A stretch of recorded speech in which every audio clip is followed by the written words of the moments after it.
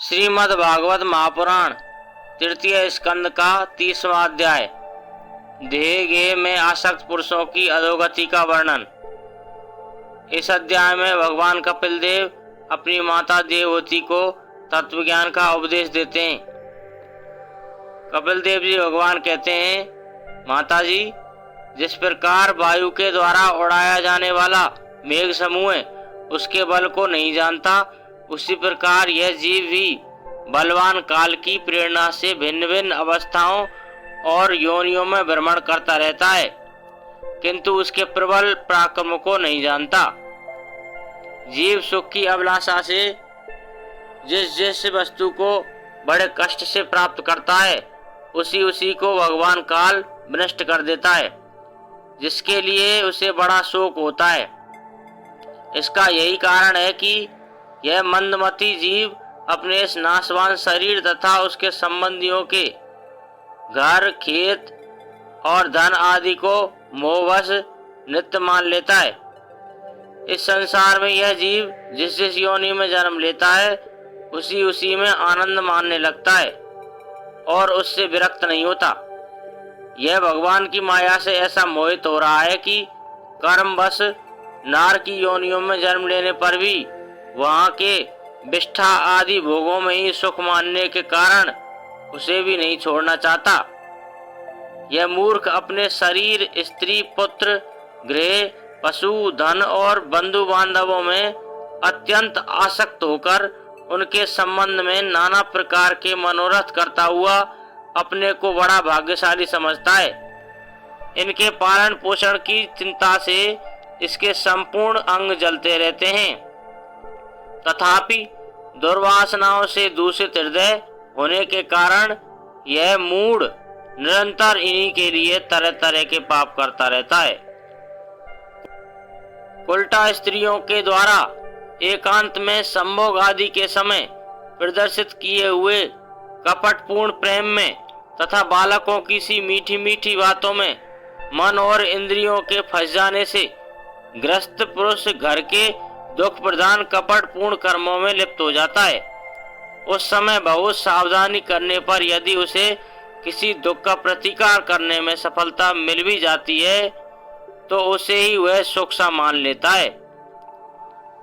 जहाँ तहाँ से भयंकर हिंसावृत्ति के द्वारा धन संचय कर यह ऐसे लोगों का पोषण करता है जिनके पोषण से नरक में जाता है। स्वयं तो उनके खाने पीने से बचे हुए अन्न को ही खाकर रहता है। बार बार प्रयत्न करने पर भी जब इसकी कोई जीविका नहीं चलती तो यह लोभवश अधीर हो जाने से दूसरे के धन की इच्छा करने लगता है। जब मंद भाग्य के कारण इसका कोई प्रयत्न नहीं चलता और यह मंद बुद्धि धनहीन होकर कुटुंब के भरण पोषण में असमर्थ हो जाता है, तब अत्यंत दीन और चिंतातुर होकर लंबी लंबी सांसें छोड़ने लगता है। इसे अपने पालन पोषण में असमर्थ देखकर वे स्त्री पुत्र आदि इसका पहले के समान आदर नहीं करते। जैसे कृपण किसान बूढ़े बैल को उपेक्षित कर देते हैं, फिर भी इसे बैराग नहीं होता। जिन्हें उसने स्वयं पाला था वे ही अब उसका पालन करते हैं।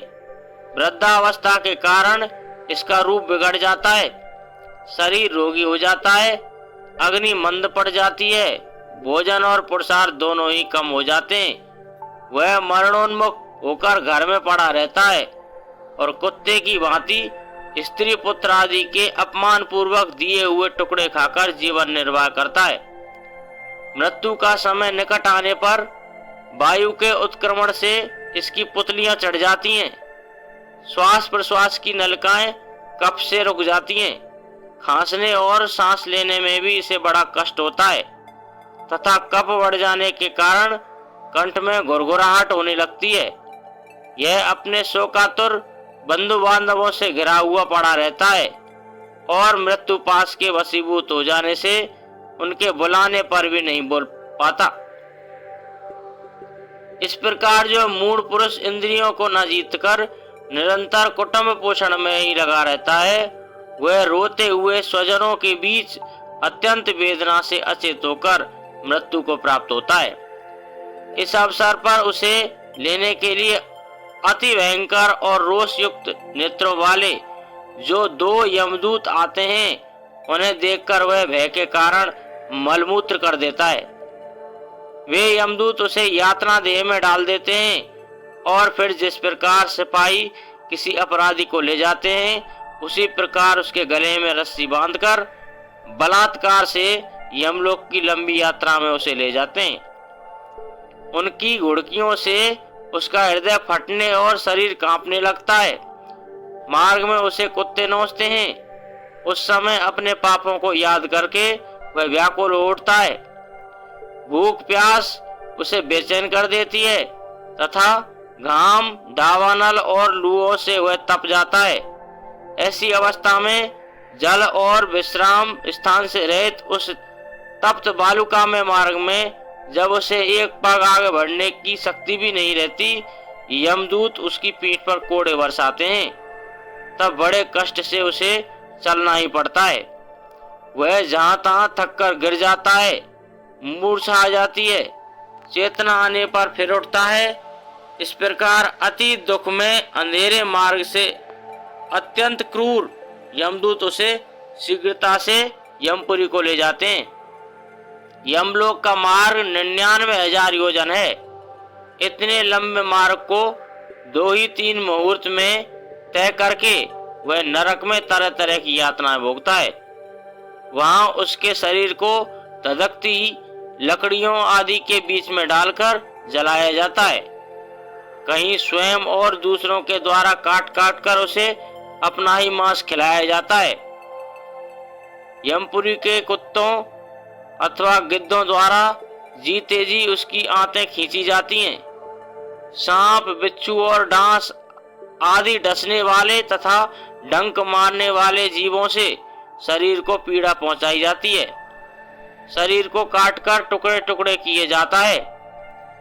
उसे हाथियों से चिरवाया जाता है, पर्वत शिखरों से गिराया जाता है अथवा जल या गड्ढे में डालकर बंद कर दिया जाता है।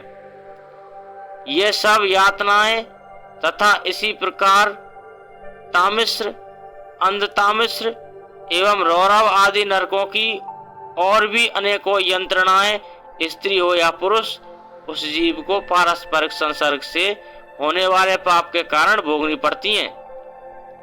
माताजी, कुछ लोगों का कहना है कि स्वर्ग और नरक तो इसी लोक में है, क्योंकि जो नार की यातनाएं हैं वे यहाँ भी देखी जाती हैं।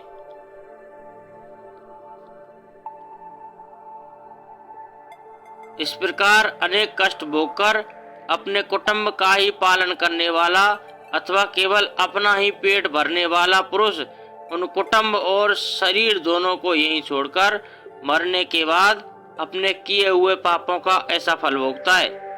अपने इस शरीर को यहीं छोड़कर प्राणियों से द्रोह करके एकत्रित किए हुए पाप रूप पाथे को साथ लेकर वह अकेला ही नरक में जाता है। मनुष्य अपने कुटुंब का पेट पालने में जो अन्याय करता है, उसका दैवविहित कुफल वह नरक में जाकर भोगता है। उस समय वह ऐसा व्याकुल होता है मानो उसका सर्वस्व लुट गया हो। जो पुरुष निरी पाप की कमाई से ही अपने परिवार का पालन करने में व्यस्त रहता है, वह अंधतामिश्र नरक में जाता है, जो नरकों में चरम सीमा का कष्टप्रद स्थान है। मनुष्य जन्म लेने के पूर्व जितनी भी यातनाएं हैं तथा कुकर सूकर आदि योनियां जितनी वे कष्ट देने वाली हैं, उन सब को क्रम से भोगकर शुद्ध हो जाने पर वह फिर मनुष्य योनि में जन्म लेता है। तो दोस्तों, आज के लिए बस इतना ही। मिलते हैं अगली वीडियो में। तब तक के लिए नमस्कार। यदि आपको वीडियो पसंद आई है तो वीडियो को लाइक करना, चैनल को सब्सक्राइब कर देना, साथ ही साथ बेल आइकन भी दबा देना। जय जय श्री राधे, जय जय श्री श्याम।